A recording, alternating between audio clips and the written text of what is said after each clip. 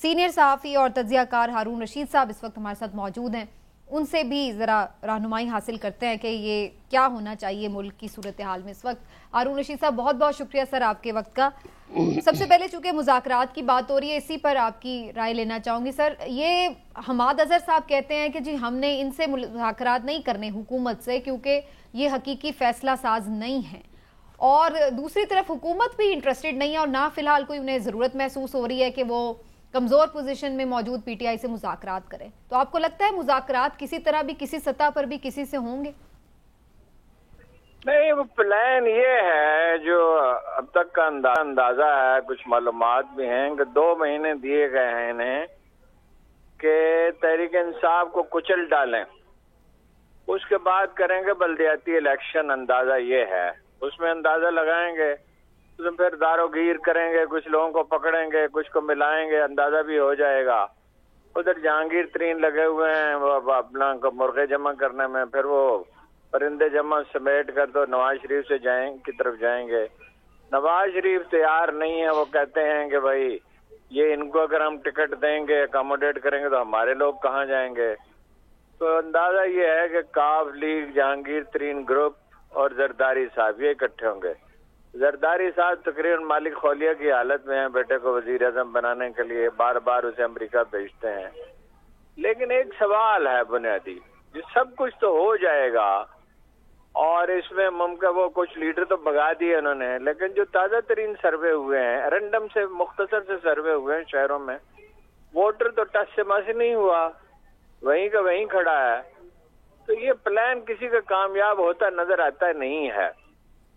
और दूसरी बात यह है कि नवाज शरीफ साहब अगर ये समझते हैं कि मुस्तकिल तौर पे जोश और सरगर्मी के साथ उनका साथ देती रहेगी, ये बात फहम से बालातर है। जो ज्यादा ताकतवर होता है वो इशारा अबरू पे नहीं चलता, और जाहिर है जब अगर नतायज हस्बे दिलखा न निकले तो फिर ये है कि वो फर्क आने लगेगा। फिर ये है कि वो इससे भी बड़े अलार्म्ड है नवाज शरीफ साहब कि भाई ये क्या हो रहा है, अपना काफ लीग और जरदारी और अपना जहांगीर तरीन ग्रुप और उनकी मरकज में हुकूमत बनने का इम्कान ही खत्म हो रहा है। पंजाब में वैसे अनपॉपुलर है, सिंध में है ही नहीं, और बलूचिस्तान अलग थलग है, वो तो जो बड़ा अफ्रीक होगा उसके साथ जाएगा। बलूचिस्तान तो एस्टेब्लिशमेंट की तरफ देखता है। जरदारी साहब कहते हैं कि भाई मैं खरीदारी कर लूंगा बलूचिस्तान में, खरीदारी को कद्दू खरीदने हैं, वो जाएंगे और अपनी जेब में डाल लेंगे, पैसे बहुत हैं उनके पास। अभी बल्दियाती इलेक्शन में भी कराची में यही हिकमत इख्तियार करके, मुझे नहीं लगता ये मंसूबे परवान चढ़ते हुए। हमारा वोटर अपने जज्बात पोशीदा रखता है आमतौर पे, और जब ये तूफान आता है, ये सरजमीन की हजारों बरस की रवायत है, जलजले आते हैं, तूफान आता है, कैद साली होती है, खुश्क साली होती है, गैर मुल्की अफवाह दाखिल होती हैं, कौमों का मिजाज हजारों बरस में बनता है। ठीक। तो वो खामोश हो जाता है, दब हो जाता है और अच्छे वक्त का इंतजार करता है।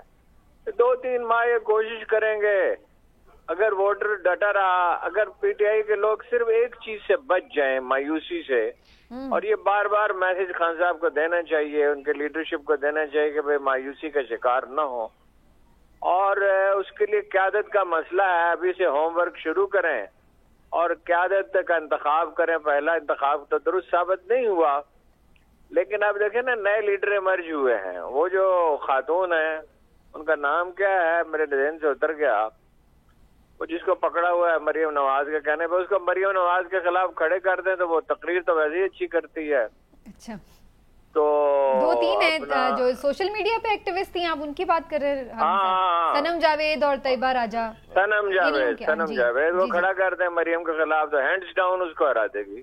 अच्छा, इसी तरह और लोग तलाश करें, ग्रुप बनाएं खामोशी के साथ, और कुछ और तरीके हैं जो जाहिर है टीवी पे डिस्कस नहीं कर सकते। एक आदमी, देखिए, शिकस्त लीडर को होती है, हीरो को नहीं होती। एक आदमी जिसके 70% वोट है, मिनिमम 60% है, और ये लोग इकट्ठे कैसे रहेंगे, ये मुत्तफिक उम्मीदवार कैसे खड़े करेंगे? हारून साहब ये फरमाइएगा कि ये तो बात ठीक है, आपकी 70% या 60% वोट हैं, लेकिन असल सवाल वही है जो आपने खुद भी फरमाया मायूसी का। तो क्या आप समझते हैं कि 2-3 महीने अगर यही सूरत हाल रही और लीडरशिप भी कोई उस तरह से एक्टिव ना हो सकी तो वो वोट उतने फीसद बाकी रहेगा? रखा जा सकता है, उसके तरीके होते हैं, उम्मीद बरकरार रखने के तरीके हैं। ये देखिए ना, आप सिर्फ इतना ही काम करें कि मायूसी के बारे में जो कुरान करीम की आयत और अहादीस हैं और तारीख की जो मिसालें हैं, वो सिर्फ इतना ही करें, एक ग्रुप बन जाए जिसका बेशक कोई ताल्लुक हेड ऑफिस से न हो, और वो ये सारी चीजें तलाश करें और कहेंगे सब्र का मुजाहरा करें, एहतियात का मुजाहरा करें, हिकमत का मुजाहरा करें, फिलहाल खामोश रहें और डोर टू डोर जाएं और वर्करों से राब्ता रखें और उस दिन का इंतजार करें। इलेक्शन का ऐलान होते ही माहौल बदलने लगता है। लेकिन हारून रशीद साहब, ये इलेक्शन का ऐलान होगा जिस तरह आप कह रहे हैं, अगर वोटर इतना इंटैक्ट है पीटीआई का अभी तक, आखिरकार तो फिर होगा ही ना। इनको अल्लाह ताला ने अपने खुदाई इख्तियारात तो नहीं दे दिए ना। जब इकानमी बिल्कुल नहीं चलेगी, IMF ने तो साफ इनकार कर दिया। तो इस सूरत हाल में जब इकानमी बिल्कुल ही बैठने लगेगी तो कुछ सख्त फैसले करने होंगे। मसलन ये दुकानें जल्दी बंद करनी होंगी, FBR की तश्कील नौ करनी होगी और बहुत सी चीजें करनी होगी। टैक्स का दायरा वसी करना होगा, जिम्मेदार टैक्स नहीं देते, अपना ताजर दुकानदार टैक्स नहीं देते। कराची की एक बाजार का टैक्स लाहौर शहर के बराबर है। हुक्म ये नून लीग की हुक्मरानी का समर है। तो सख्त फैसले अगर आपको जिंदा रहना है, और ये याद रखिए कि इंसान की सबसे ताकतवर जबिल्लत सर्वाइवल की इंस्टिंक्ट है, जबिल्लत है। बिल्कुल ठीक। तो अगर आपको जिंदा रहना है तो सख्त फैसले करने होंगे। नवाज शरीफ साहब तो नहीं कर सकते, शहबाज शरीफ साहब तो बिल्कुल ही बताशे की तरह बैठ गए, जरदारी साहब तो नहीं कर सकते। ये तो 90s में 80s में रह रहे हैं, इनका तो पास कोई विजन नहीं है। वो फैसले आखिर करने ही होंगे, इसलिए वो करने के लिए इलेक्शन चाहिए होंगे। नहीं करता। लेकिन हारून साहब ये फरमाइएगा कि जिस जमात के कारकुन की ट्रेनिंग ही जज्बात की बिना पे हो, जिसका मोड ही एग्रेसिव रहा हो, वो सब्र कैसे करेगी? उसके लिए सब्र करना या ये करना जरा मुश्किल नहीं हो जाएगा? है ना, आप अग्रेसिव होते हैं, हर नौजवान आदमी, नौजवानों की अक्सरियत अग्रेसिव होती है। फिर वो कारोबार करती है जब, या दफ्तरों में नौकरी करती है, या बैरून मुल्क जाती है, या कोई भी धंधा करती है, तो उसे जल्दी उसे सीखना, फिर उसे अगर वो नहीं सीखता तो हादसा पेश आता है।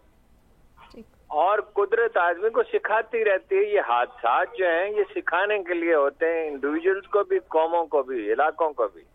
सही, वक्त के साथ ठहराव है। अभी तब्दीली नजर आ रही है तहरीक इंसाफ में, अगर आप गौर करें, उनके खान साहब के तर्ज अमल में भी तब्दीली है। और वो ये अब इस पे बेट कर रहे हैं कि शाह महमूद को आराम से रखा हुआ है कि भाई वो उससे कहें पार्टी टेक ओवर कर ले, बाद में उससे डील कर लेंगे। लेकिन वो मौलाना मौदूदी बैठे हुए थे एक दिन, उनकी खिदमत में हाजिर था, इत्तफाक से कुछ और लोग भी थे। तो जमात के लोग, जमात इस्लामी के लोग पकड़े जा रहे थे। 70s में अर्ली भुट्टो के जमाने की बात है। तो उन्होंने एक फिक्रा कहा, अचानक, कम बोलते थे वो लेकिन बहुत सोच समझ के बात करते थे। उन्होंने कहा, इस शाम का डंक मैं हूं, जब तक मुझे गिरफ्तार नहीं करेंगे कुछ नहीं होगा। जब तक उनका लीडर जिंदा है और डटा हुआ है, और डटा हुआ तो है ही, यही तो उसके अंदर खूबी है। सियासी हरकियात का तो उतना इदराक नहीं है और मर्दम शनासी भी कम है। तो ये मुझे तो नहीं नजर आता कि जहांगीर तरीन, अब कोई आलू है जो वो खरीद लेंगे जहांगीर तरीन साहब या चौधरी शुजात साहब। फिर इनका क्या मुस्तकबिल क्या देख रहे हैं आप? चेयरमैन पीटीआई के लिए क्या होगा? मुस्तकबिल नहीं इनको। नहीं सर, ये अगर नाअहल हो जाते हैं इसी में। अच्छा। जो लोग किरदार की इतनी पस्ती का मुजाहरा कर रहे हो, घरों में औरतों को उठाया जा रहा है, जो आदमी नहीं पकड़े होते बाप या बेटे को गिरफ्तार कर लिया जाता है, किसी की फैक्ट्री बंद है, किसी का घर ढा दिया है, और शर्म इनको आती नहीं है। ये सब लोग इनको माफ कर देंगे? लोग जो हैं वो कीड़े मकोड़े हैं, लूले लंगड़े हैं, अंधे हैं। जिस दिन उन्हें इख्तियार मिलेगा, इनका कोई विजन ही नहीं है। जिसने भी ये मंसूबा बनाया है, बड़ा नाकस मंसूबा है। ये जहांगीर तरीन साहब जो है ना, ऊंधे होकर गिरेंगे, मुंह के बल गिरेंगे। हाँ जी। नहीं, लेकिन हारून साहब, अगर ये सारा कुछ तो मुमकिन नहीं होता। ये उम्मीद तो चेयरमैन पीटीआई के डटे रहने से ही जुड़ी हुई है। लेकिन अगर उनको नाअहल कर दिया जाए, जेल में डाल दिया जाए, कोई भी इस तरह का मामला हो जाता है, तो आप समझते हैं फिर भी मैंने आपको पिछली दफा बताया था जी, 70% पाकिस्तानियों को मुल्क से निकाल दें। सूडान के साथ एग्रीमेंट। ठीक है।